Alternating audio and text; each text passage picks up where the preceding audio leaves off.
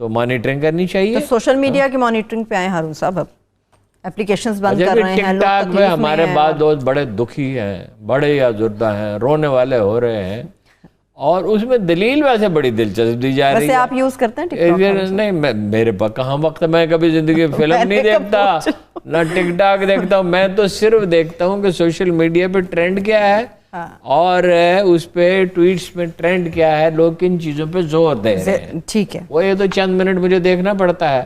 میں نے نہ کبھی فلم دیکھی ہے نہ میرے پاس ٹی وی دیکھنے کا بہت وقت ہوتا ہے. میں ضروری پروگرام دیکھتا ہوں اور اخبار میں بالکل ضروری چیزیں پڑھتا ہوں.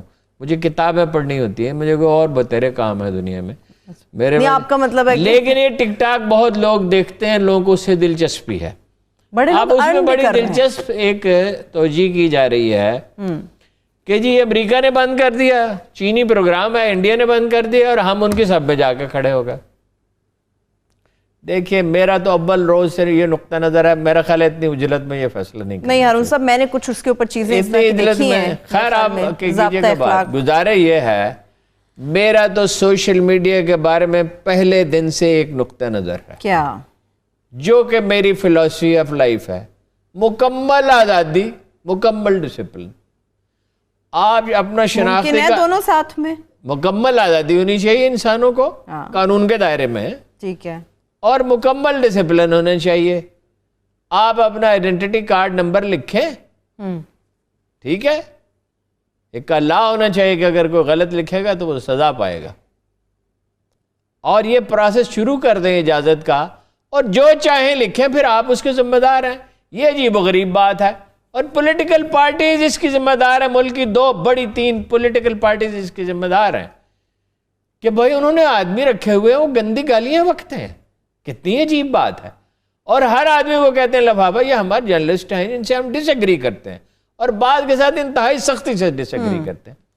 مگر ہم جانتے ہیں بھائی یہ حرام کھانے والا آدمی نہیں ہے, یہ ہاتھ پھیلانے والا, کشکول پھیلانے والا آدمی نہیں. یہ تو الٹا ایگوئسٹ ہے, یہ تو حکمرانوں سے لڑنے کے بہانے ڈھونڈتا ہے, یہ تو حکومتوں کو ناراض کر کے شاد ہوتا ہے, جو ایک مڈل کلاس کی نفسیات ہوتی ہے. اور اخباروں کا کام ہے, اور ہے بھی کیا. یہ ٹھیک ہے, مبالغہ نہیں ہونا چاہیے, بیلنس ہونا چاہیے, ہیجان نہیں پیدا کرنا چاہیے. روز روز حکومتوں کے بدلنے سے کچھ نہیں ہوتا. یہ بھی ذمہ دار ہے بھائی, اس کا کوئی نظام ہونا چاہیے, گندگی روک دی جائے, ہاں گندگی روک دی جائے, قوانین ہونے چاہیے. اور باقی یہ لوگوں کی ایک تفریح ہے.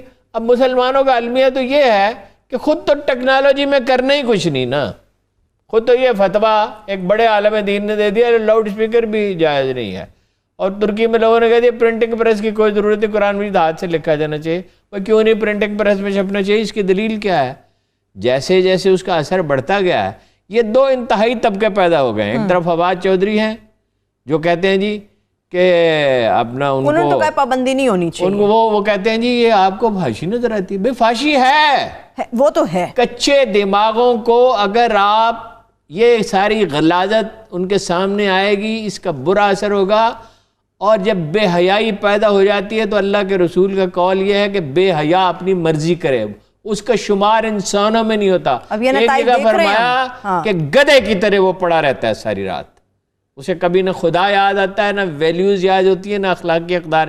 ظاہرہ فواد صاحب یہ تو نہیں چاہیں گے کہ اخلاقی اقدار کا خاتمہ ہی ہو جائے, ملک جو ہے وہ جنگل سے بھی بدتر ہو جائے. بات یہ کوئی مانیٹرنگ کا نظام نہیں, آزادی ہونی چاہیے. دیکھیے یہ بہت سے لوگوں کی تفریح ہے, وہ بہت سے لوگ تو فلموں میں نہیں جا سکتے, ٹی وی میں نہیں جا سکتے, کچھ لوگ اس سے ارن بھی کرتے ہیں. ہاں ٹھیک ہے, اگر وہ جائز طریقے سے ارن کر رہے ہوں. لیکن اگر اس سے غلاظت اور بےہودگی, یہ جو لاہور کے الحمرا میں جو ڈرامے ہوتے ہیں اور کئی جگہ پہ, اس کے اوپر تو نہیں کوئی آتا. اس سے زیادہ غلیظ ترین چیز تاریخ انسانی میں شاید ہی کبھی ہوئی ہوگی, اور کسی نے کبھی اس کا نوٹس نہیں لیا. نہ میں نے شہباز شریف صاحب سے کہتا تھا 2 کام کر دیں, میں آپ کو لیڈر مانتا ہوں, شہر کی ٹریفک ٹھیک کر دیں اور یہ گندے ڈرامے بند کر دیں, لوگوں کو موقع دیں کہ وہ اپنا بخار نکال سکیں. اس لیے کہ لوگوں کا کیا دکھ نہیں ہے لوگوں کے. دیکھیے کہ کوئی بھی رہا ہو, چاہے مولانا فضل الرحمان ہی کہہ رہے, ان کا ذاتی مسئلہ نہیں ہے, بلاول کو کوئی پرابلم نہیں ہے, زرداری صاحب کو کوئی پرابلم نہیں ہے. لیکن کیا یہ واقعہ نہیں ہے ٹماٹر 200 روپے کلو ہو گئے, 200 روپے کلو تک ہو گئے, اور اس لیے ہو گئے یہ 150 روپے ہیں, کیا بھاؤ ہے, ہارون صاحب بھاؤ ہر روز بدلتا ہے, بدل جاتا ہے. بتاؤں اچھا, 200 تک دالیں مہنگی ہو گئی, گوشت جو ہے جو کھانے کے قابل گوشت ہے 1400 روپے کلو بک رہا ہے. کہہ رہے ہیں کہ 44 روپیز 44 روپیز جو ہیں وہ 2-3 دن کے اندر مرغی کے گوشت کے اوپر بڑھ گئے ہیں. اضافہ ہو گیا ہے, انڈے مہنگے ہو گئے ہیں, مہنگے ہو گئے. یہ تو ہو گئے انڈے, جس نے سارا دن سر پہ ٹوکری رکھ کے اینٹیں ڈھوئی ہیں اور 500 روپے مزدوری لے کے گھر پہنچا ہے, اس کے لیے آٹا خریدنا کتنا مشکل ہو گیا ہے. آلو 100 روپے کلو تک بکے ہیں. 20 کلو کا آٹا جو ہے وہ مارکیٹ میں مل نہیں رہا, 10 کلو کا نہیں مل رہا صاحب. اچھا, اب آپ نے 2 کام جو کرنے کے تھے, اس ملک کا دفاع کرنا, اس کو انڈیا کے عزائم سے محفوظ رکھنا, اس کا کبھی سیاستدانوں نے پوری طرح ادراک نہیں کیا, اور کبھی یہ نہیں محسوس کیا کہ ایک عام آدمی کی زندگی کتنی مشکل ہوتی ہے. ہمیشہ ہی مشکل تھی. دیکھیے اب جو آپ کر سکتے ہیں وہ تو کریں نا. وہ واقعہ میں نے آپ کو پہلے سنایا تھا, پھر سناتا ہوں 2 واقعات. ایک جناب عمر کا, فاروق اعظم کا. ایک آدمی ہے, اس نے کہا میرے پاس پہننے کو کچھ نہیں ہے. ارے بڑے غریب تھے وہ, تو دولت تو مسلمانوں کے پاس بعد میں آئی. انہوں نے کہا میرے پاس کچھ نہیں ورنہ تمہیں دیتا. تو اس آدمی نے, اس بدو نے کہا عمر خدا کو کیا جواب دو گے. یہ تیر کی طرح ان کے دل پہ یہ جملہ لگا کہ یہ میری رعایا ہے, میں اس کو ذمہ دار ہوں. انہوں نے اپنا کرتا اتارا اور اسے دے دیا. اسی طرح جناب عمر بن عبدالعزیز کا واقعہ ہے کہ وہ ٹیکس معاف کرتے چلے جا رہے تھے, نرمی کر رہے تھے, خاص طور پر نو مسلموں سے.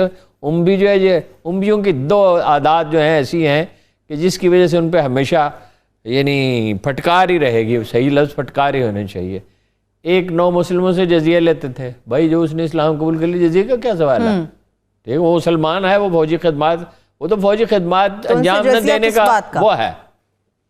اور دوسرا جناب علی کرم اللہ وجہہ, اور ان کی اولاد کے بارے میں نازبہ کلمات کہنا اور ان پہ وہ کرنا, اور اس سے جو فساد پیدا ہوا وہ آج تک ختم نہیں ہو سکا. لوگوں کی سمجھ میں یہ بات نہیں آتی. آپ کو معلوم ہے آلریڈی سچویشن کیا ہے؟ تاجر بینکوں میں پیسے ہی نہیں جمع کرا رہے, تنگ آئے ہوئے ہیں. پیسے 70-80% لوگوں نے گھروں میں رکھے. کراچی میں تو میں نے یہ دیکھا ہے, معلوم کیا ہے یعنی کہ لوگ جو ہیں وہ چٹوں پر لین دین کرتے ہیں سیٹ, اور مکان کرائے پہ لیے ہوئے ہیں, ان میں پیسے رکھے ہوئے ہیں, بینکوں میں پیسہ نہیں رکھ رہے. اتنا خوف پھیلا دیا آپ نے.